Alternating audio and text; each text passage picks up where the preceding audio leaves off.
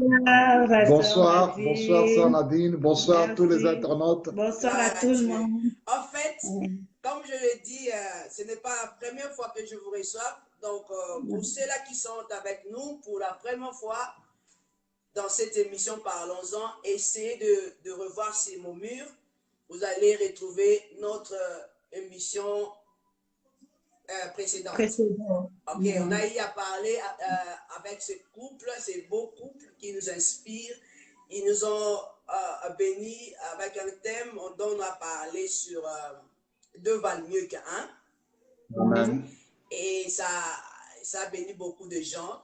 Et grâce à cette émission, je crois, on a eu à découvrir autre facette du mariage. Et beaucoup de gens ont réagi positivement. Et aujourd'hui, par la grâce de Dieu, nous avons encore eu la grâce et le privilège de vous recevoir. Et aujourd'hui, nous voulons parler comment vivre la complicité dans un couple. Amen. Donc, ce couple-là, en fait, les deux valent mieux qu'un là. Et ils veulent aujourd'hui nous expliquer comment, alors ces deux-là valent mieux qu'un, ils peuvent vivre une vie de couple en complicité. Amen. Parce que nous estimons que c'est très important. Voilà pourquoi nous voulons en parler. Pour ceux-là qui sont pour la première fois, papa et maman, est-ce que vous pouvez vous introduire? Voilà. Ouais, merci. Donc, bonsoir ou bonjour, tout dépend l'heure où vous vous trouvez selon le décalage horaire. Moi, c'est David Mapamboli et ma femme. Bobette Blessing. Et voilà, donc nous sommes mariés depuis 16 années aujourd'hui. Nous sommes parents de 3 admirables enfants et nous servons le Seigneur depuis notre plus jeune âge. Et ça fait pratiquement depuis 2011 que notre ministère a pris une autre orientation. Parce qu'autrefois, nous étions plus dans le travail pastoral des églises. Mais depuis 2011, Dieu nous a orientés dans le domaine des couples. Alors, depuis 2011, on s'est vraiment focalisé dans ce couloir-là.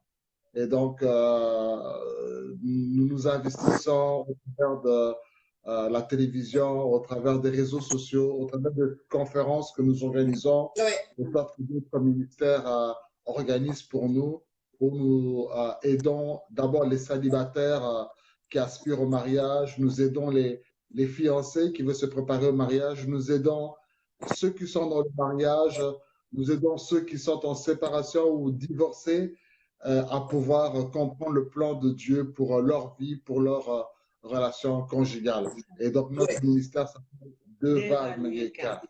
Voilà. Comme je le dis, donc, deux valent mieux qu'un. Ce deux valent mieux qu'un là, ils veulent aujourd'hui vivre une vie de couple en complicité.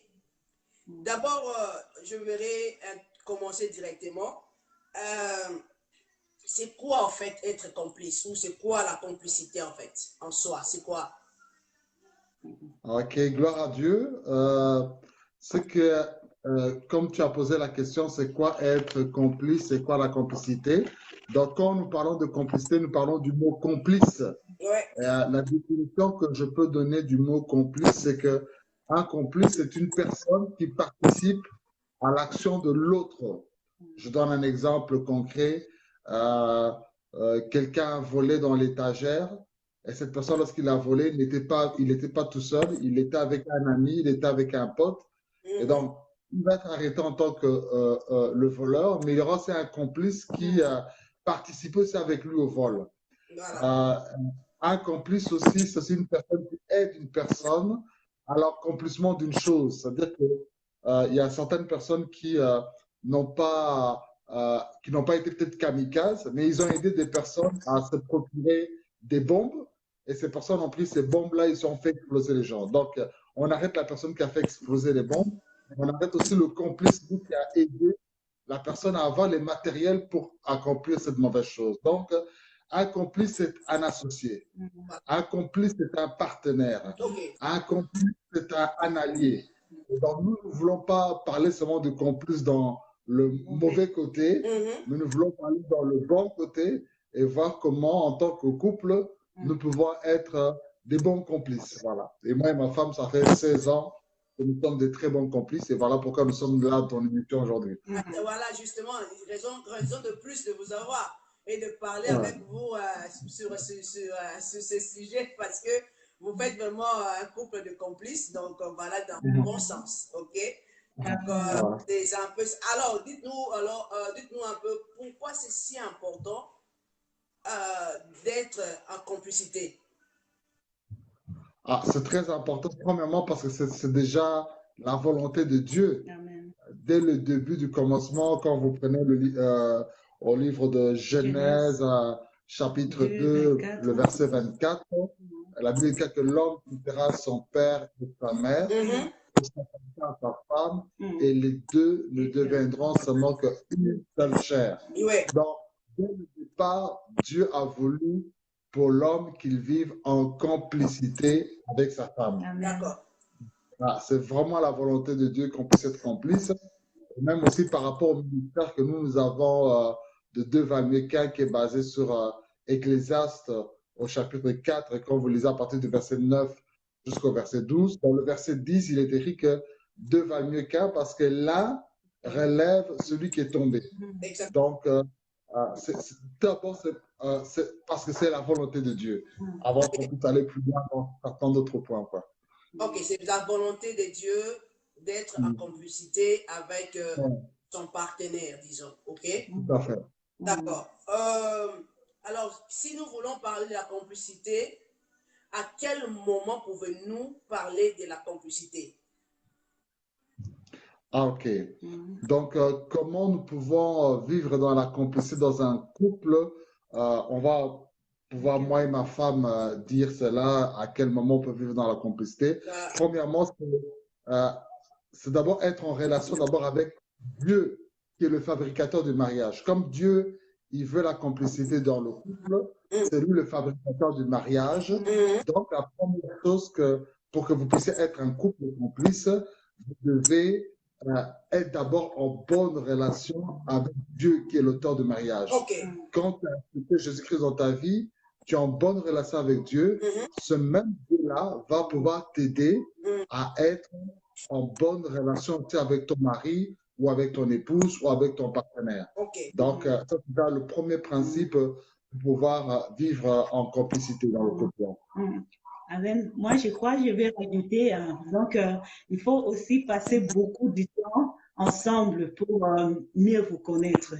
On va passer beaucoup de temps dans la prière, passer beaucoup de temps dans la méditation de la parole, voyager ensemble, faire du sport ensemble, les courses ensemble. Donc, si vous faites des choses ensemble, beaucoup des activités ensemble, c'est là que la complicité vient. Okay. Donc, à passer beaucoup de temps ensemble avec eux. Donc, des éléments qui sont des éléments qui provoquent, en fait, la complicité.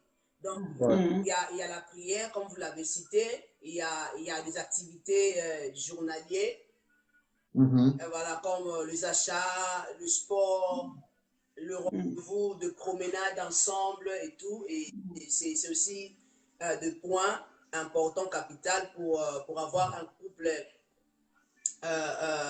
associé, disons.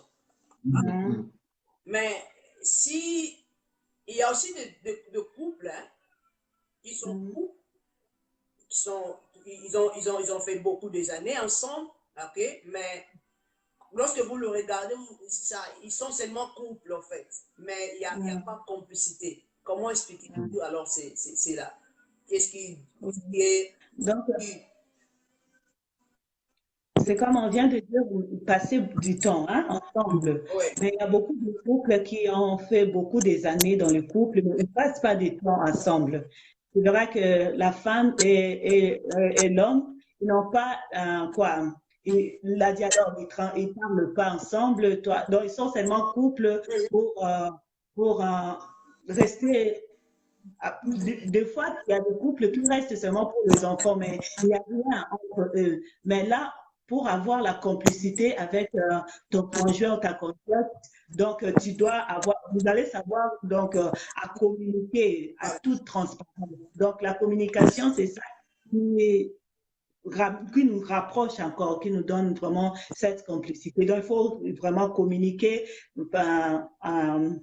beaucoup dans le couple. Il faut beaucoup de communication. Donc, communiquer par transparence, c'est ça qui apporte aussi la complicité dans le couple. Non, moi, si je pourrais rajouter, comme ma femme a dit, c'est vraiment la communication, le dialogue, parler dans toute la transparence, rien vous cacher.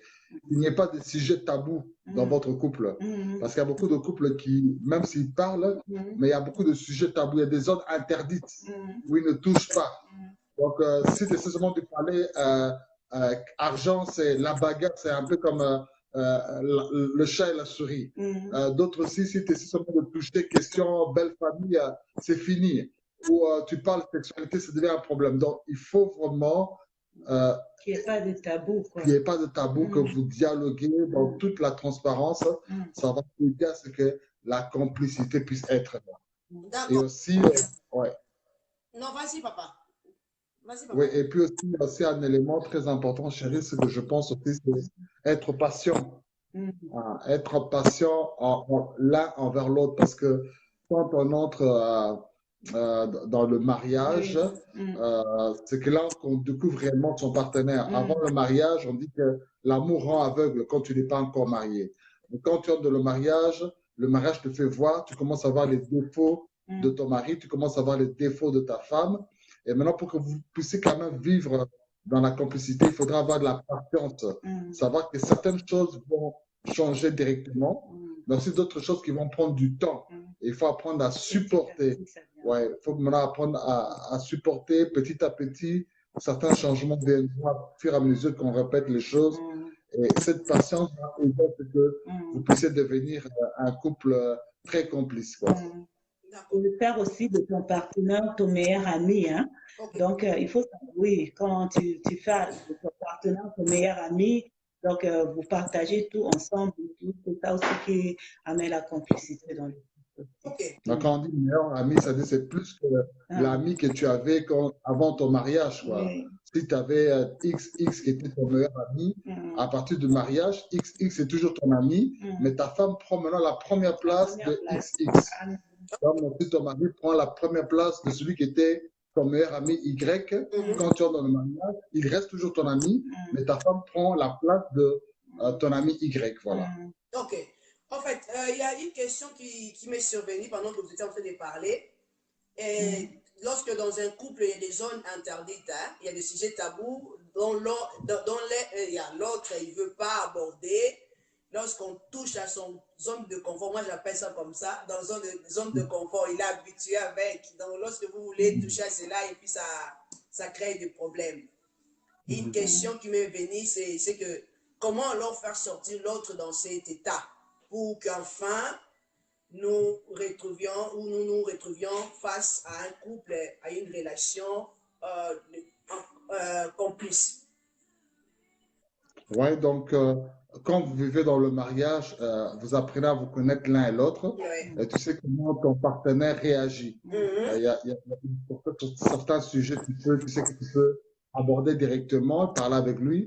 Pour d'autres points, peut-être il faut user un peu de plus de sagesse, savoir comment aborder le sujet, à quel moment aborder le sujet, quelle astuce il faut aborder et prier par rapport à cela, que Dieu te donne Dieu ouvre le cœur de ton partenaire, Dieu te donne la sagesse.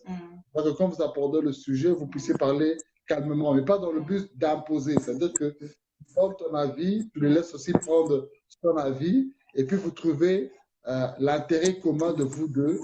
Moi, je donne mon avis, ma chérie, tu me donnes aussi ton avis, et puis on voit quel est l'intérêt commun avec lequel on peut avancer. Quoi. Surtout aussi avoir la sagesse, hein? Avoir comment on peut parler avec la personne, tu vois, parce qu'il y a des fois, le mari rentre, il est fatigué, il vient du travail, tu commences déjà à parler des choses que il fallait quand même attendre que ton mari puisse un peu il le sert d'abord à manger et tout. Mais il y a des femmes déjà qui ouvrent la porte, donc elles commencent déjà, tu vois. Donc, beaucoup de sagesse il faut dans la communication. On peut parler. Hein? Surtout nous les femmes, moi je dis, on est tellement intelligentes, tu sais à quelle heure tu peux quand même maîtriser ton mari pour le parler choses que tu veux parler. Très important. Mais ça, je pense que je suis en accord avec ça. Et il faut savoir à quel moment parler à ton partenaire et puis user beaucoup de sagesse, user beaucoup de patience vis-à-vis de l'autre et ne pas surtout être autoritaire, ne pas imposer à l'autre votre avis, mais faites toutes choses avec sagesse, amour et comme maman a dit, nous les femmes, on a des fois le tempérament trop chaud et on veut toujours voir des résolutions immédiates. Maintenant. Or, c'est aussi une mauvaise arme pour détruire nos couples, en fait. Et alors, quel danger court-il un couple qui n'est pas complice? Parce que je demandais, en fait, avant déjà, j'ai posé la question de savoir, on trouve des couples qui sont là 10 ans, 15 ans, 20 ans, mais vous ne sentez pas, en fait. D'abord, comment pouvez-nous connaître que ce couple vivent dans la complicité avant de venir dans voilà. Oui, il y a beaucoup de signes qu'on peut voir qu'un couple est complice. Tu auras l'impression que ce couple-là, il sait lire, il savait vous lire les pensées.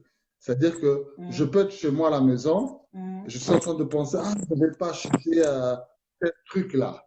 Et je suis avec toi à la maison, tu dis, je dis à un ami, je devais acheter ce déodorant-là, mais je ne l'ai pas acheté. Mais pourtant, je ne téléphone pas à ma femme qui est à l'extérieur. Du coup, ma femme, elle se promène quelque part dehors, elle pose directement, je vois le déodorant là, je peux acheter ça pour mon mari. Et puis quand elle rentre, elle m'apporte le déodorant, moi je regarde le déodorant, et puis mon ami me dit, mais toi et ta femme, vous êtes parlé en télépathie parce que j'étais avec lui, il t'a pas téléphoné, il n'a rien dit, il a dit qu'il avait besoin d'un truc, et directement, toi aussi, tu as pensé cela, tu as ramené cela. Donc, vous allez sentir qu'un couple, même si ils ne se téléphonent pas, mais c'est comme si dans leurs pensées, ils arrivent à se parler, à se communiquer. Oui, oui. Leur façon d'être aussi en public et tout, là, tu vois déjà, le mari dit A, la femme répond B et tout. Donc, on le voit seulement dans les petits gestes.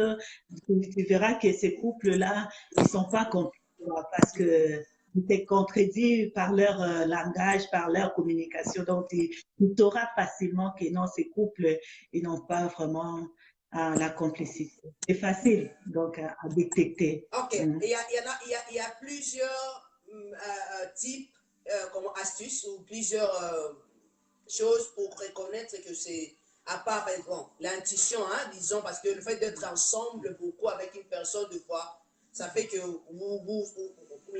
monde appelle ça la télépathie, en fait. Mais nous, on ne va pas dire cela, donc nous disons l'intuition, et puis voilà. Et à part ça, il y a encore autre chose, parce que vous savez, il y a de ces couples qui sont, vous le voyez, ils croient s'habiller peut-être en harmonie, même couleur, ou voilà, et pour eux, tout c'est nature, donc entre guillemets, ils pensent que voilà, c'est ça en fait la complicité, parce qu'on s'habille même couleur, je complète mon mari avec ceci et tout. Certaines personnes pensent que c'est ça en fait la complicité, ou c'est couple. Est-ce que ça aussi c'est ça la complicité, ou il y a autre chose à part l'intuition? Il y a encore autre chose qui peuvent démontrer que ici il y a vraiment la complicité qui est forte. Ouais, il y a vraiment beaucoup d'éléments qu'on peut citer. Donc, comme je viens de le dire au travers des pensées, l'élément que tu viens de dire sur l'habillement, c'est aussi très important. C'est pas ça la raison ultime, mais c'est un des éléments qu'on constate lorsque les gens, les vêtements, les couleurs, il y a une certaine complicité. Mais c'est vrai qu'il y a aussi d'autres qui s'habillent seulement pour s'habiller parce qu'il faut prouver, et en réalité, il n'y a pas de cela. Voilà. Mais quand même, les vêtements, on dit que l'habit ne fait pas le moine, mais on reconnaît quand même le moine par l'habit. Exactement. Bah oui. Sinon, il y a quand même au niveau de l'habillement qu'on voit cela. Mais aussi, il y a encore beaucoup d'autres éléments. Peut-être que je peux être en train de parler, je suis en train de dire une bêtise sans le savoir, parce qu'il y a des fois où la bouche peut parler sans se contrôler, mais ma femme, par un regard, de loin seulement, quand elle me regarde, je comprends que non, oh, elle est en train de me dire que Nabimi, la conversation, cette conversation et aller dans une autre conversation. Tu vois? Rien que par les gens ne voient pas, mais rien que le regard. Et aussi par des mots, des codes. Tu vois? Je peux te donner un code comme ça. Comme moi et ma femme, on a des codes. Toi, tu ne pourras pas comprendre. Tu vois, on a des codes quand, dans notre intimité, j'ai un code que je dis, ma femme comprend quand je se dit ce code va venir ceci. Même dans le ministère, quand on exerce le ministère, si je dis un code comme ça, ma femme sait qu'à ce moment-là, dans le ministère, elle doit faire cela. Mais les gens ne vont pas comprendre. Les gens vont voir ce qu'il a dit, c'est moi un mot comme cela, mais ils ne comprennent pas. Donc, il y a par le regard, par des codes, par des gestes. Mais on ne va pas dire nos codes, hein? Ça c'est un secret pour nous. Hein? Pour vous, bien sûr, pour vous. Non, mais c'est quand même important pour nous de savoir vraiment, parce que vous êtes de témoignages vivants. Il y a des choses que les gens peuvent dire ou imaginer ou lire. Mais si nous avons des gens qui peuvent prouver des choses, comme on dit souvent que Christ, ce qui faisait la force de Jésus, c'était ce qu'il nous prêchait, ce qu'il disait, ce qu'il lui-même faisait. Voilà, il y a aussi des gens comme ça, il y a des couples comme ça, vous avez l'expérience, ils sont en couple, ils veulent donner des conseils aux autres, mais et pourtant eux-mêmes, ils ne font pas ce qu'ils disent aux autres. Lorsque vous regardez, ils vous donnent des conseils, tu dois être ceci, vous devez faire cela, mais en réalité, eux-mêmes, ce qu'ils sont en train de vous dire, ils ne le font pas. Mais nous avons le témoignage de l'Esprit, nous voyons et nous sommes très convaincus que vous êtes en train de dire des choses que vous vivez, que vous faites. Et raison pour laquelle on n'a pas hésité à vous faire appel et puis de parler de ces choses avec vous, parce que nous savons que vous faites complices, vous deux. Voilà. On essaye par la grâce de Dieu, hein? On essaye par la grâce de Dieu. Vous le gérez quand même aussi bien. D'accord. Donc, alors, comme on disait, quel risque le couple sans complicité court? Il y a beaucoup de dangers que les couples sans complicité courent. L'une des dangers, c'est que vous pouvez détruire votre couple. Prenons un exemple. Si vous n'avez pas de complicité, facilement, vos familles et vos belles familles peuvent s'ingérer dans votre couple et détruire votre couple. Ok, voilà. L'homme va exposer les défauts de sa femme, la femme va exposer les défauts de son mari, et même si après, toi et l'homme, la femme, vous vous réconciliez, mais ta famille, elle reste avec l'image seulement de ce que tu avais dit de ta femme, et la belle famille reste avec seulement l'image que la femme avait dit de son mari. Et quand vous êtes un couple complice, même si réellement ma femme a fait un défaut, je ne vais pas exposer ce défaut-là devant ma famille ou bien ma belle famille. Je vais la protéger. Mais quand nous sommes en coulisses, là, je parle à ma femme, je dis, écoute chérie, de ce côté-là, tu n'avais pas raison. Tu dois changer cela. Tu dois changer cela. Mais en face de la famille, ou soit en face de nos amis, je dois la protéger. Tu vois? Ça, c'est la complicité. Mais si vous n'avez pas la complicité, tu vas directement exposer ton mari ou ta femme devant ta famille ou tes amis, quoi. Et quand même vos enfants sachent que vous n'avez pas cette complicité, ils vont facilement vous manipuler. Les enfants vont vous manipuler parce qu'ils savent que non, quand papa dit oui, maman dit non, et ils n'ont pas le même langage, quoi. Donc, les enfants profitent aussi avec ce manque de complicité pour vous manipuler. Donc, il faut vraiment faire attention. Si à la complicité, l'enfant sait que quand papa dit non, il n'ira pas chez maman supplier pour que maman dise oui. C'est que non, déjà la réponse de maman, c'est non. Donc, c'est que non, si j'ai le oui de papa, j'ai reçu le oui de maman. Et si maman dit non, c'est que papa aussi dira aussi non. Voilà. Donc, nous comprenons que la complicité, il y a un couple qui a la complicité et s'ils ont des enfants, cette complicité influence automatiquement les enfants. Donc, il est utile et très important au couple d'avoir cette complicité parce que si vous avez des enfants, sinon, de l'autre côté, il y aura des déstabilisations par rapport à vous-même et par conséquent, vous détruisez aussi les enfants. Parce que quand vous n'arrivez pas l'enfant sait que papa et maman et les deux là, ils sont à désaccord à tout moment, donc je peux leur faire les... Manipuler, oui. Hein? Donc, c'est ça en fait. Mais en fait, il y avait une question qui m'est venue encore. Est-ce que la complicité doit... En fait, non, je veux la poser autrement. En quoi devons-nous avoir la complicité ou être complice? Voilà. Je n'ai pas très bien compris la question. Ou, attendez, comment poser ça? En fait, est-ce que devons-nous être complices en tout? Ok, d'accord. Ouais, voilà. En quoi devons-nous être complices, en fait? En quoi? Voilà, ça, c'est une très bonne question. Je vais dire un petit mot et puis ma femme va donner un exemple biblique après. D'accord. Ce que je veux dire, c'est qu'au début, quand je parlais de la définition, je disais que complice, c'est la personne qui assiste une personne qui fait une chose ou qui aide une personne à accomplir la chose qu'elle est en train de faire, qui n'est tout ceci. Et souvent, quand on parle du mot complice, dans la société, on nous a toujours donné l'image du mot complice dans le mauvais côté, dans les mauvaises choses.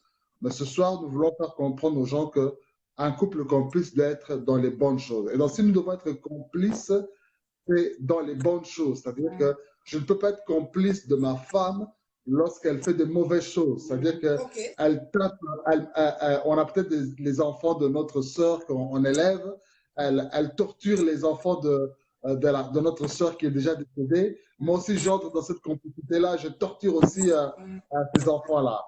Soit je ne prends pas soin de mes parents, je les ai oubliés. Elle aussi, elle entre dans cette complicité-là. Elle nous occupe aussi de nos parents. Ça, c'est pas bon. Non. Un couple doit être complice dans les bonnes choses et pas dans les mauvaises choses. Chérie, tu peux compléter? Mais là, nous voyons dans la Bible Saphira et Ananias, l'exemple de Saphira et Ananias, maintenant dans le mauvais côté, tu vois. Ces couples-là étaient tellement, moi, vraiment, leur complicité, je regrette seulement parce que c'était dans le mauvais côté. Mais quand tu lis cette histoire, tu vois que ces couples-là avaient vraiment une complicité. Donc, ce que le mari a dit, la femme aussi est venue après.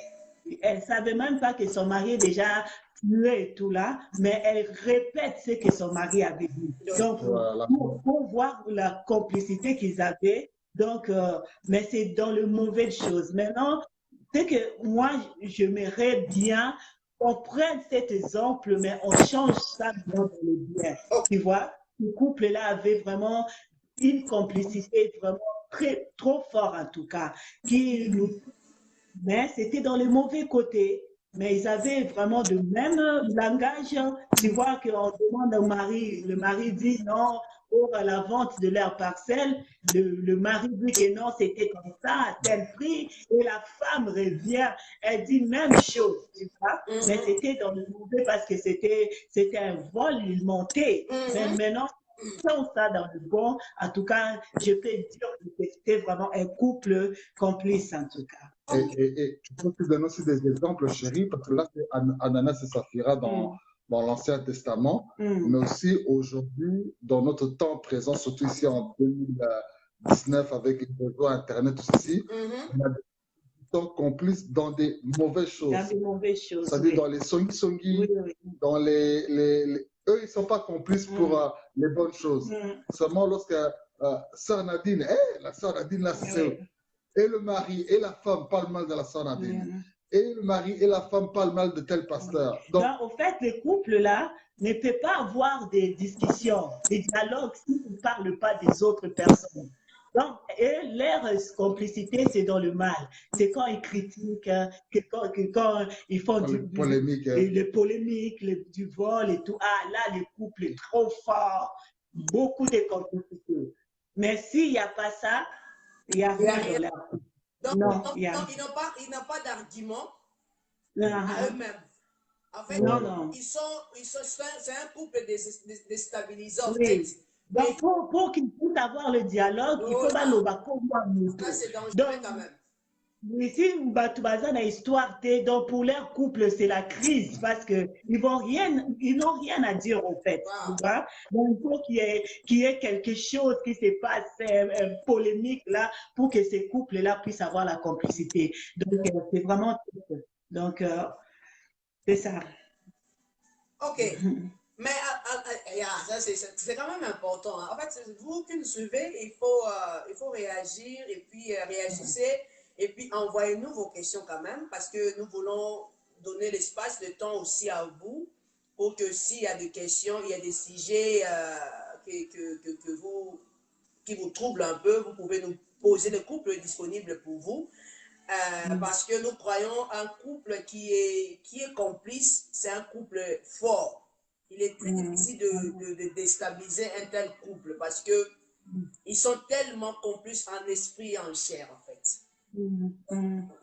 En esprit, ils sont en communion et puis en chair, ils sont toujours en dialogue. Ils savent comment résoudre leurs problèmes. Je ne crois pas que c'est un couple qui manque de problèmes, mais ils savent comment trouver des solutions parce qu'ils parlent. Ils sont tout le temps en dialogue. Donc, voilà pourquoi, si vous êtes en couple, essayez s'il y a des questions ou il y a des idées, essayez de nous envoyer. C'est là parce que nous voulons quand même que vous sentez aussi libre de poser vos questions. Il y avait une question que je voulais quand même savoir, mais un tel couple, comment les aider à s'en sortir dans un tel état? Ok, pour un couple qui est complice seulement dans les mauvaises choses, Voilà, comme maman a dit l'exemple là même de regarder leur sort. Ils étaient en complicité, mais le ouais, sort était qu'ils ouais, sont partis. ouais, La faute voilà. est Donc, l'homme. il faut leur montrer déjà la gravité que Voilà. quand vous êtes un couple complice dans le mal, Ouais. euh, le salaire est toujours Le mauvais, péché, c'est la c'est mort. la mort, quoi. Donc, on voit comment, Parce que l'exemple que je viens de donner de Saphir et Ananias, nous voyons qu'ils étaient morts, hein, dans leur complicité. Après ça, ils étaient morts. Donc, ça veut dire que le salaire du péché, c'est la mort. Yeah. Oui. ouais, donc c'est ça qui est vraiment faire comprendre aux gens la gravité d'être complice dans les mauvaises choses. Et ça détruit toujours, ça mène à la destruction. Et leur montrer maintenant l'avantage qu'il y a, que quand vous êtes complice dans les bonnes choses, c'est pour votre profit. C'est pour le profit de votre vie, le profit de votre foyer, le profit de votre couple. Et puis, les donner les outils, hein, pour les aider à vivre dans la complicité avec tout ce qu'on a dit. Donc, par le dialogue, dans la transparence, passer du temps ensemble, pouvoir supporter l'autre aussi, et comprendre aussi que ce qui est très important dans la complicité, il faut comprendre aussi qu'il y a aussi l'individualité, hein, c'est-à-dire que comprendre qu'on est complice, mais nous sommes aussi différents. Mais notre différence ne nous divise pas. Notre différence, c'est pour nous compléter. C'est-à-dire que ma femme a une différence par rapport à moi, mais sa différence, c'est pas pour que nous soyons des ennemis, c'est pour pouvoir nous compléter. Donc, je peux pas avoir le même niveau d'études que ma femme, je ne peux peut-être pas avoir le niveau de culture que mon mari, mais cette différence-là, c'est pas pour discriminer ou bien pétiner l'autre ou bien pour entrer en compétition, mais c'est pour nous compléter. Quand vous comprenez cela, tu reconnais l'atout de ta femme, tu reconnais l'atout de ton mari, c'est la complémentarité et c'est un avantage pour votre couple, quoi. Dans la complicité, il faut qu'il y ait aussi la complémentarité, si on veut bien Ah, comprendre. oui, Voilà, oui, tout à oui, fait. Parce que tant qu'homme et femme, chacun de nous a sa manière de voir des choses, à son Ouais. éducation ou à sa culture, à sa façon d'agir, etc., etc. Et donc, c'est quand même quelque chose que nous, on allait, ça pouvait nous échapper. Parce que nous parlons que de la complicité, mais nous oublions qu'on n'est pas pareils tous. Ouais, ouais. Maman Bobette a ses différences et papa aussi. Ouais. À cause de l'intérêt du couple, je crois, nous devons mettre ensemble nos intérêts et puis oublier ce qui est important, afin que ensemble nous faisons sortir une seule chose, donc comme une équipe. Une seule chair, oui, oui. Amen. Ah, c'est ça. Comme une équipe. Donc voilà. Donc il y a une question qui nous a été posée par quelqu'un, donc je vais essayer de voir ça. je ne sais pas si vous l'avez vu, la question. Elle pose la question de savoir comment alors vivre la complicité, mais dans de bonnes choses. La sœur Jorlène, ma chérie, bisous. Donc, elle pose la question comment faire pour avoir un couple complice, mais dans de bonnes choses. Oui. Ouais. Comment faire pour avoir un couple complice, mais dans de bonnes choses. Salut, Jorlène. D'abord, bonjour, sœur Jorlène. Nous t'aimons, nous te bénissons au nom de Jésus-Christ. Merci pour ta question. Être un couple complice, comme on l'avait dit, hein, je sais pas, au début de la conversation, on avait cité premièrement, il faut que chacun dans le couple ait une bonne relation avec Dieu. Parce qu'il y a deux cas que aime d'abord Dieu de tout ton cœur, de toute ton âme, de toute ta force. Donc, quand nous sommes en bonne relation avec Dieu, on saura aussi vivre en bonne relation avec la personne qui est à côté de nous. Ça, c'est la première chose qui est très... Et on avait aussi dit de passer beaucoup de temps ensemble, quoi, avec ton conjoint pour mieux le connaître. Donc, il faut passer du temps avec ton conjoint dans tout ce que dans la prière, dans la méditation, dans tout ce qui est voyage, courses, sport et tout. Donc, faire dans toutes vos activités que vous soyez vraiment unis et tout là. Donc, quand vous passez du temps ensemble, c'est là où vous allez vous connaître mieux. Vous allez vous découvrir et c'est là où vraiment vous serez dans la complicité. OK. Et puis surtout la communication qui est très importante. La transparence, savoir communiquer dans toute la transparence en tout cas. Oui. OK. En fait, si je comprends très bien, dans la complicité, il y a beaucoup d'éléments qui font que les gens soient complices, en fait.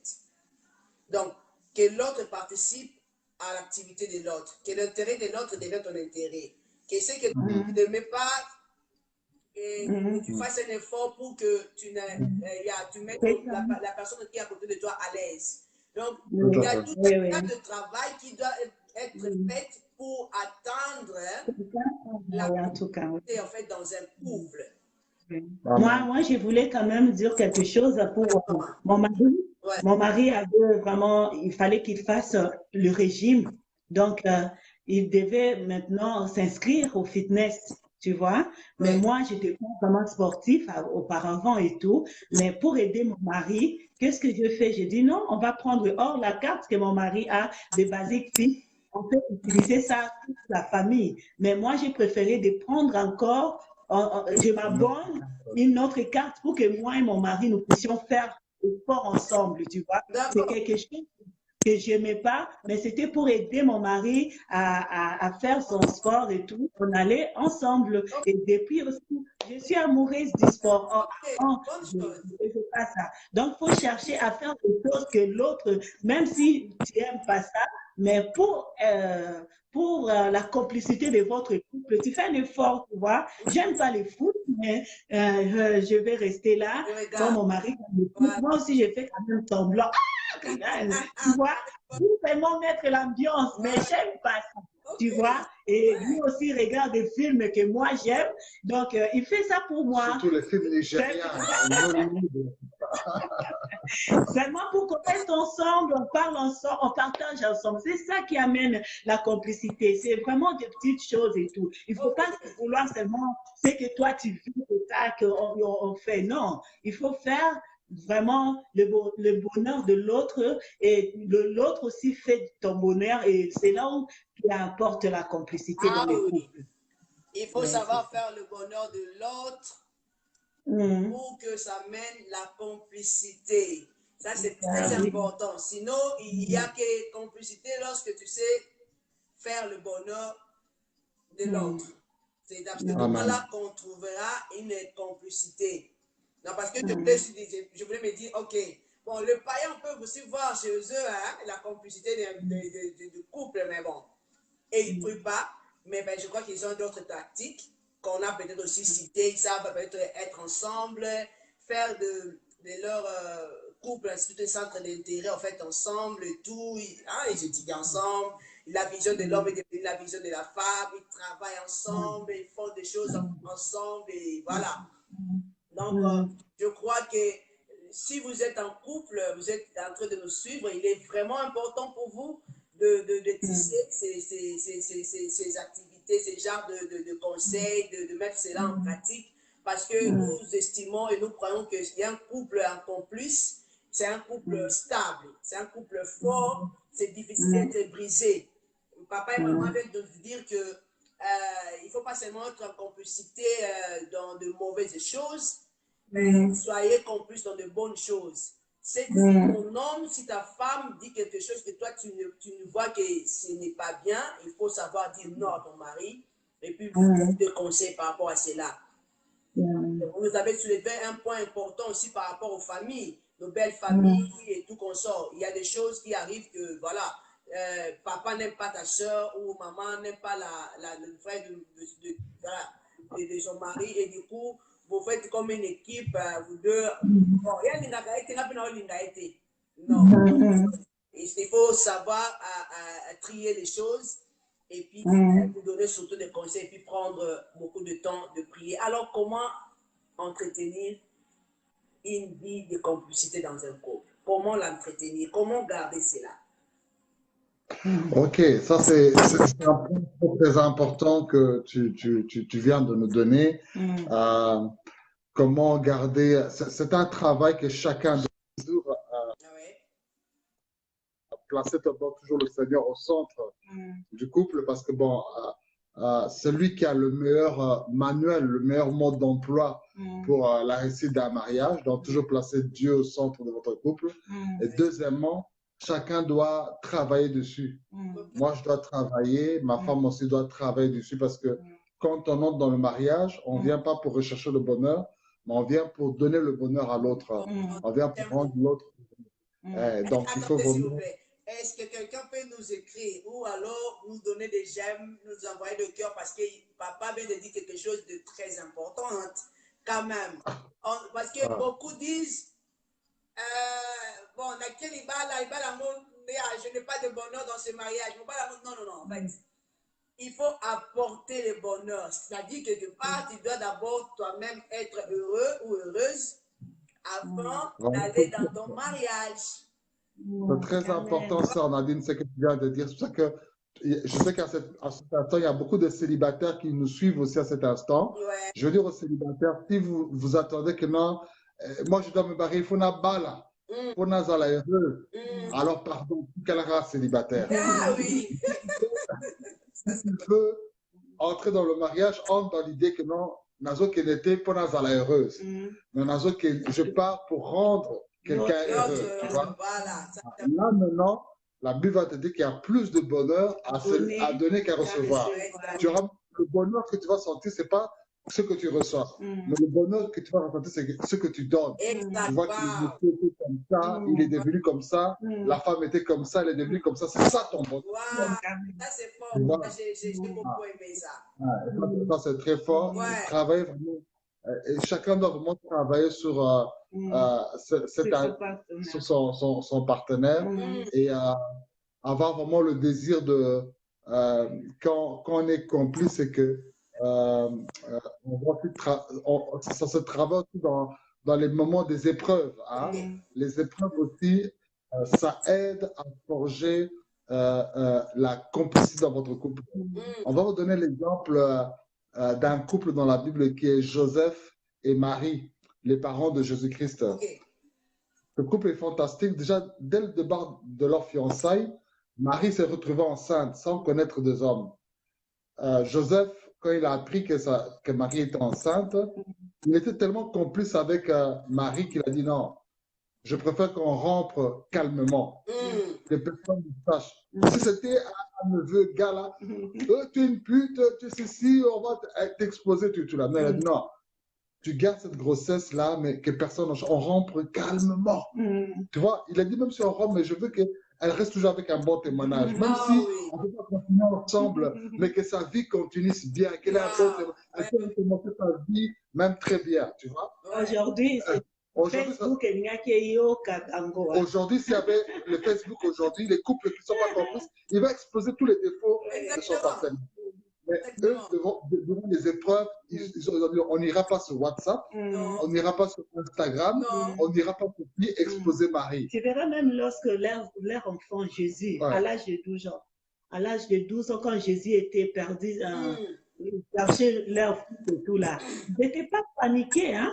Donc, ils étaient à l'aide. Donc, quand on lit la Bible, on voit qu'ils sont vraiment partis chercher leur enfant ensemble avec la. C'est pas toi là, l'enfant, c'était toi qui l'avais, tout là. Non, ils ont cherché l'enfant et ils ont retrouvé Jésus. Donc, vraiment, ces couples-là avaient aussi vraiment la complicité. Et puis, le dernier point qu'on peut dire encore toujours par rapport à ce couple, c'est que Jésus-Christ, il est né depuis qu'il était bébé comme toute personne. Mais à 1 an, 2 ans, 3 ans, personne ne savait qu'il était le Fils de Dieu. Pourquoi? Parce que Joseph n'avait rien dit. Même lorsqu'il avait 12 ans, devant les docteurs qui lui posaient des questions, personne ne savait qu'il était le Fils de Dieu. C'est jusqu'à l'âge de 30 ans. Lorsqu'il a commencé son ministère et qu'il faisait des miracles, les gens s'étaient demandé, qui est ce Jésus-Christ-là? Ce n'est pas le fils de Marie et de Joseph le charpentier qu'on connaît. Et ses frères sont même parmi nous. Mais il nous dit qu'il est le Fils de Dieu. C'est-à-dire que pendant 30 ans, Joseph a été complice. Il a dit que non, je suis seulement le père de Jésus-Christ. Seulement que lorsque le temps de Jésus-Christ est arrivé, que là maintenant le secret a été dévoilé. Mais voyez quelle complicité. Donc, il a dit non, je veux garder ma femme. Il est mort avec sa complicité parce que quand Jésus-Christ a commencé le ministère, Joseph n'était plus en vie. C'était seulement que Marie qui était là. Donc, Joseph est mort avec la complicité dans son cœur. Oh, vous êtes là, tous les secrets de ton mari, tu as exposé ça sur les réseaux sociaux. Oh, il ne me satisfait pas en ligne, tu vas sur WhatsApp, tu parles. Oh, il a fait beaucoup, tu vas sur Instagram, tu publies les photos. Oh, il a fait... Donc, tu vois, donc, il m'a frappé. Tout ceci. Donc, les épreuves que vous passez dans vos couples, ce n'est pas pour vous détruire, ce n'est pas pour faire des règlements de compte sur les réseaux sociaux, mais c'est pour construire la complicité de votre couple. Wow, my God, I feel something. I don't know, but yeah. Ok, nous pourrons presque à la fin déjà, mais j'ai senti vraiment wow. Ok. Donc, comme on a toujours dit, les bonnes choses ne durent jamais, mais bon, on va faire, je crois qu'on pourrait prolonger pour une prochaine fois. Sinon, ne pars pas dans chercher le mariage parce que tu as besoin du bonheur. Il faut que tu sois toi-même capable d'être déjà heureuse dans ta vie ou épanouie pour que tu la portes chez l'autre. Moi, j'ai l'habitude de dire ceci, ne cherche pas un bon homme, mobala bien. Sois d'abord toi-même la bonne personne parce que si tu es la bonne personne et tu serais capable d'apporter cela à l'autre, tu ne seras pas en charge, tu ne seras pas un kilo pour l'autre. Donc, les choses vont se passer de manière très, très facile. Alors, il y a comment entretenir la complicité. Je crois que vous nous avez suivi. On nous a dit de savoir aussi dans les épreuves, ça permet et ça nous permet, ça nous enracine en fait de encore cette complicité parce que vous souffrez ensemble, tout le monde a passé ensemble, tout s'appelle ensemble. Mais la case de la biso te comme ça vite de gêner ensemble, de case mana de continuer côté la table wana tala tous bâtir mais tous en ayo kaka ensemble et tout na le papa pas tout. Je ne parle pas aux gens que mon mari est blablabla et tout. Vous avez dit quelque chose d'important. Vous savez, ça me fait mal au cœur. Je me plains de cette histoire qui se passe en réalité aujourd'hui. Tout est sur Facebook, tout est sur WhatsApp, il n'y a plus de secret. De femmes qui exposent leur mari, de maris qui exposent leurs femmes. Il y a tas de choses qui se passent maintenant. Il n'y a plus de complicité. Parce que s'il y avait vraiment, malgré tout ce que tu peux vivre, tu peux subir, tu aurais quand même le cœur de te dire non, je ne fais pas de mal à l'autre. Je garde cela pour moi-même. Je garde son témoignage. Je garde quand même. Vous avez dit quelque chose d'important. Jésus, Marie et Joseph, ils ont pu rompre en silence. Mais Joseph n'a pas voulu que le témoignage de Marie soit sali. La grossesse, sa grossesse, ce n'était pas son fils. Mais il a dit à Marie, tu sais quoi, en tout cas, voilà, quand même, je peux imaginer ce quelqu'un a voulu continuer. Mais aujourd'hui, ce n'est plus le cas. C'est plus le Quand cas, vous oui. êtes là, vous êtes mieux placé, vous qui êtes à donner du conseil quand même à ces couples qui, à ces moments ici, traversent des moments très difficiles. Ils n'arrivent pas à se tenir la main dans la main. Ils sont brisés. La femme sent que, bon, je ne peux plus rester ici. L'homme se dit aussi, bon, ça ne vaut plus la peine. Cette femme, voilà, ça ne vaut plus la peine et tout. Qu'est-ce que vous pouvez, en regardant ces gens maintenant, là, comme vous êtes là, qu'est-ce que vous pouvez dire à ces couples s'ils sont en face de vous maintenant, comme moi je suis en face de vous? Qu'est-ce que vous pouvez leur donner comme conseil? Et surtout, les gens qui exposent la nudité, disons pas la nudité dans le sens du mot, mais la nudité de tout ce qui se passe sur les réseaux sociaux. Nous profitons un peu pour parler de cela et puis dites quelque chose par rapport à tout ce qui se passe parce que nous parlons de la complicité et nous croyons que ça pourrait aider. Ok.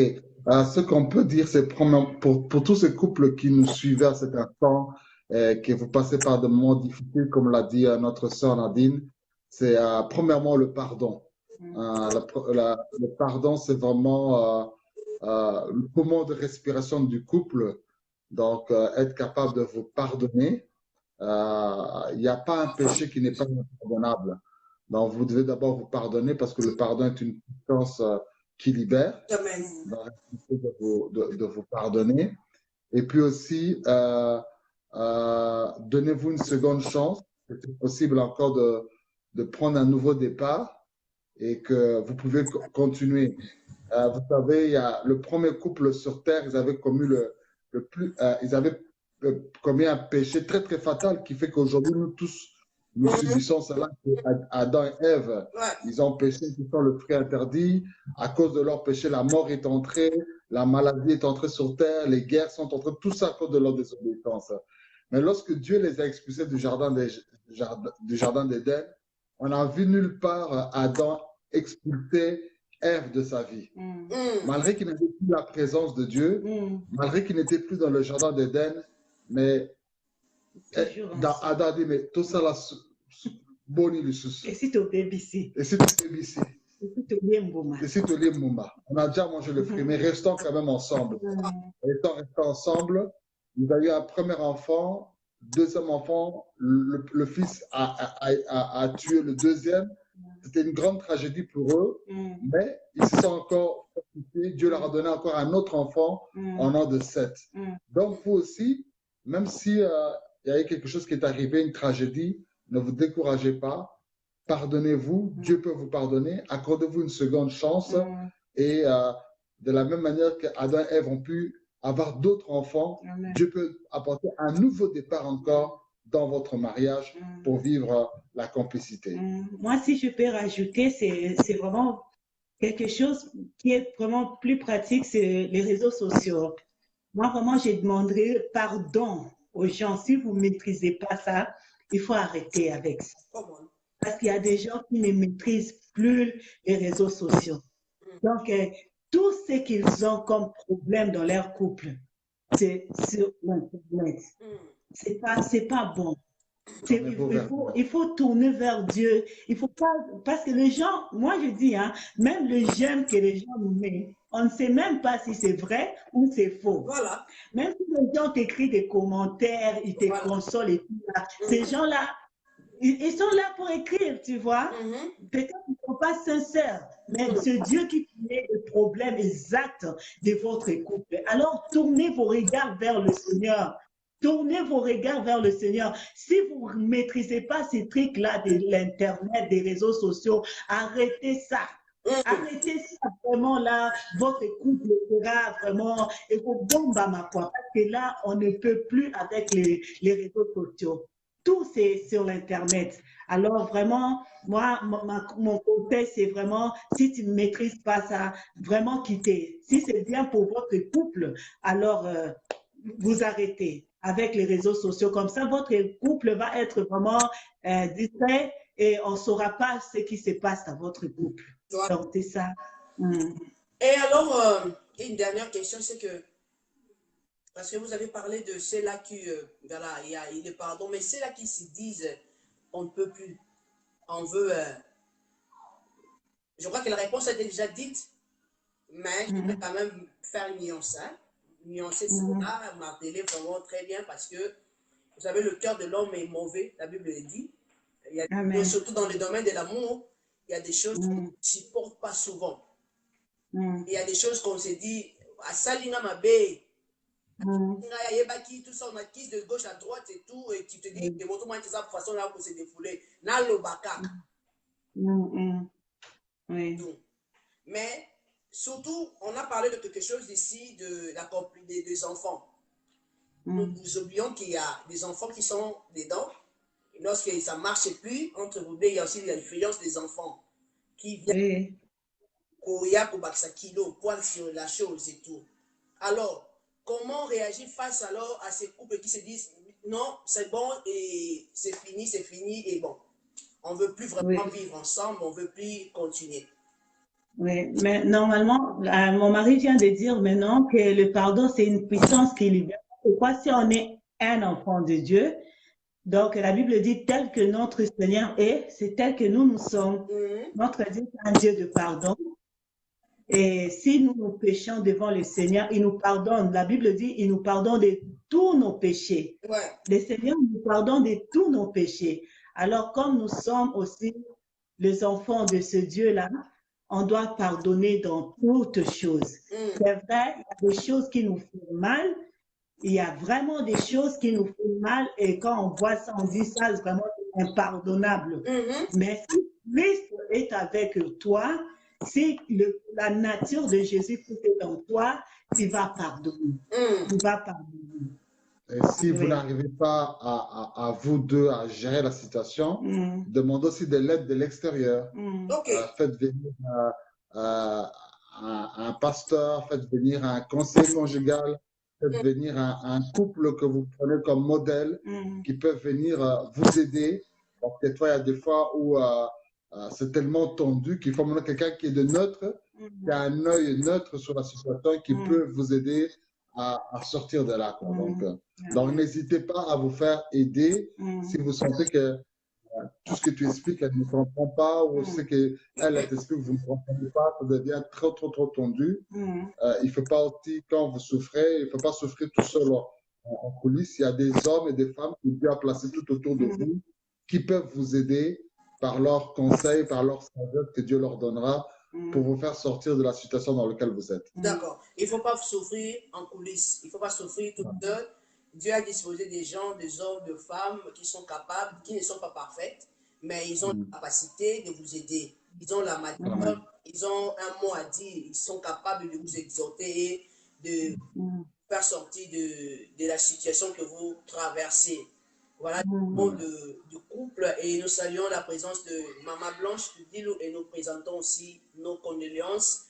Que le Seigneur continue à faire du bien. J'attends toujours. Maman Blanche, nos condoléances, ma maman. Je t'aime beaucoup. Bonsoir, Maman Blanche. Nos condoléances. Que Dieu vous bénisse, Maman Blanche. Que Dieu te fortifie avec Papa Samaritain. Voilà, que Dieu vous continue à vous fortifier. Et puis, je vois bon séjour à Dubaï. Moi, je vous donne toujours la suite, hein, maman. On n'a pas fini avec vous, donc je vous attends. OK? Donc, OK, gloire à Dieu. Quelques mots de la fin, papa et maman, pour ces publics qui nous suivent et qui vont suivre encore ces directs. Quel conseil, mot de la fin, une petite exhortation, et puis enfin, on va essayer de clôturer, vous laisser passer votre week-end. Bon, en tout cas, le mot de la fin, c'est vraiment vivre en complicité, c'est la meilleure des choses. La Bible nous donne l'exemple d'un couple qui s'appelait Aquila et Priscille. C'est un couple vraiment très complice.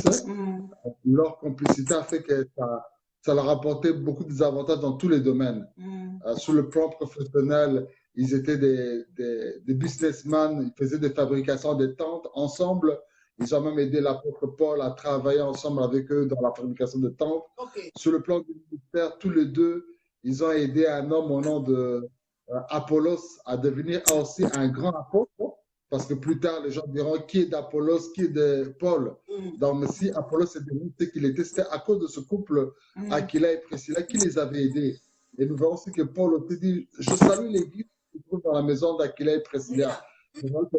À cause de leur complicité, ils ont même donné naissance à l'église dans leur maison. Donc, vivre en complicité dans les bonnes choses vous apportera toujours des bonnes choses dans votre vie. Mais quand vous vivez dans la complicité dans les mauvaises choses, attention, là, ce sera des mauvaises choses comme on a vu avec Saphira et Ananias. L'union fait la force, hein, on dit cela. Hein. Donc, c'est pourquoi notre ministère, ça s'appelle deux valent mieux qu'un, parce que une personne ne peut pas faire de grandes choses. Quoi. En deux, on fait de grandes choses. Donc, restons unis dans nos couples, restons complices et vraiment le bonheur va rester dans nos familles. D'accord. Et pour les célibataires comme nous? Voilà. Pour les célibataires comme vous, premièrement, comme on a dit, donc, si tu es une femme, Zalamo Samalam, comme la sœur Nadine avait dit, et Dieu va te diriger vers le Mobile Père Malam. Et frère aussi, va dans le but d'abord de rendre quelqu'un heureux. Parce que si tu attends de recevoir le bonheur, tu vas attendre longtemps. Donc, pendant que vous êtes encore célibataire, travaillez encore sur vous-même. Travaillez sur vous-même dans la prière, dans la méditation de la parole de Dieu, dans des enseignements comme ça, des émissions comme la sœur Nadine. Suivez ces émissions-là, ça vous prépare. Et comme ça, quand vous allez rencontrer l'homme de votre vie, la femme de votre vie, vous allez vraiment être une source de bénédiction pour cette personne-là. Avoir aussi les modèles, hein? Avoir les modèles. Moi, j'ai parti chez Maman Blanche quand j'étais célibataire et j'aimais beaucoup leur couple. En tout cas, j'aimais beaucoup leur couple. Hein, Maman Blanche et Papa Samaritain, c'était vraiment mon modèle aussi. Donc, aujourd'hui, je crois vraiment si ma maman reste là pour nous suivre parce que vraiment, je crois qu'on a réussi à beaucoup de choses, oui, auprès d'eux. Donc, il faut aussi avoir le modèle, quoi, de bons modèles à suivre aussi, afin que quand vous allez aussi entrer dans le mariage, vous puissiez aussi être une bénédiction pour beaucoup d'autres célibataires. Amen, amen. Je salue la présence de l'homme de Dieu, le prophète Francis Ngawala. Il nous a bénis. Oh, les grands jeunes! Il est là. Je sais Alors, nous saluons sa présence, nous bénissons Dieu. Ces émissions nous ont énormément bénis. Et nous croyons par la grâce de Dieu le recevoir encore prochainement pour Donc voilà, il faut avoir aussi quelqu'un, il faut savoir aller vous confier à des gens quand il y a des gens là, dont votre cœur vous a convaincu en fait. Pour parler, comme maman a dit, elle avait Maman Blanche, elle était là toujours et puis il les a aidés. Donc voilà pourquoi aujourd'hui nous sommes fiers aussi de recevoir papa et maman Mapamboli parce qu'il y a un travail qui s'est fait. Donc quand on est célibataire, cherche à te faire épanouir. Quand on est marié, travaillez, faites de vos intérêts, que ce soit des intérêts communs. Et puis, si vous voulez entretenir votre relation dans la complicité, il faut savoir beaucoup, dialoguer toujours, il faut savoir surmonter dans vos épreuves, vous tenir la main dans la main. Et il y avait quelque chose encore d'important, papa et maman avaient dit, si l'autre n'arrive pas à être ouvert envers vous, il faut user de patience. Ne sois pas brutal envers l'autre, ne sois pas imposant ou imposante envers ton partenaire parce que toi tu veux recevoir, toi tu veux le changement immédiat. Et quand le papa et maman ils nous ont dit quelque chose de très important, la complicité inclut voilà, la complémentarité en fait. Dans la complémentarité, en fait, on trouve aussi l'individualité. En fait, chacun de nous a aussi ses choses à lui. Donc, ça fait ma préférence. Mais cela ne nous empêche pas ou ne nous empêche pas d'être unis, d'être dans la complicité. Si seulement si nous prenons tous ces intérêts-là et nous travaillons afin de tirer, alors ça devient aussi mon côté fort, ça aussi, ça devient mon côté fort et tout. Voilà. Et puis, pour finir, il y a un point très important, ne soyons pas complices dans de mauvaises choses. Voilà. Amen. Il y a Sapphira et Ananias qui ont un exemple vraiment bon, partie A, parce qu'ils étaient complices, mais mauvaise parce que la femme a suivi l'homme dans le mensonge et ça leur a mené dans la mort, en fait. Ils sont morts tous les deux. Donc, soyons complices, car c'est ce que Dieu désire pour nous. Merci beaucoup, papa et maman. Merci à toi. Merci beaucoup. Merci à toi. Merci pour l'amour et la confiance que tu as pour notre couple et la considération que Dieu vous donne. Vraiment que ton émission aille très très loin, que Dieu ouvre encore plus de portes et que c'est un impact considérable sur le plan international. Et surtout, nous voulons aussi venir Tobetani, Lolo, Lolo. Amen. Mais les néerlandophones disent être comme tu veux. Amen. Amen. Nous attendons le temps de Dieu, comme papa, comme vous venez de nous dire, entre temps, nous sommes en train de nous forger. Voilà. Amen. Entre temps, nous sommes en train de voir, de travailler. Entre temps, nous sommes en train de faire enlever les livrets et les bleus, d'essayer d'un peu de séparer ce qui est vil et précieux. Et afin que Dieu fasse de nous de vases d'honneur et puis de témoignages. Bon, voilà, c'est ce que nous avons.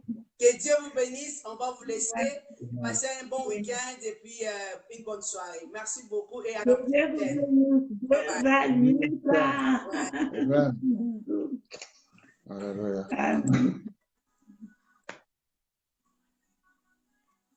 Gloire à Dieu. Nous sommes à la fin de cette émission.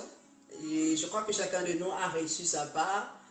Et pour ceux-là qui viendront nous joindre plus tard, je crois que nous avons pu citer quelques mots, le couple a pu donner quelques conseils par rapport à la complicité. Donc, essayez de le mettre en pratique. Si vous le mettez en pratique, gloire à Dieu, essayez encore de perfectionner cela, car il est important pour nous, car il est important pour vous d'être en complicité quand vous êtes en couple. Donc, s'il n'y a pas de complicité, essayez de travailler là-dessus parce que c'est très très important. Ok? Merci beaucoup Maman Blanche pour votre présence. Merci à tous les hommes et femmes de Dieu présents dans cette émission. Merci pour votre soutien. Merci pour vos conseils. Et nous croyons par la grâce de Dieu que Dieu continue à nous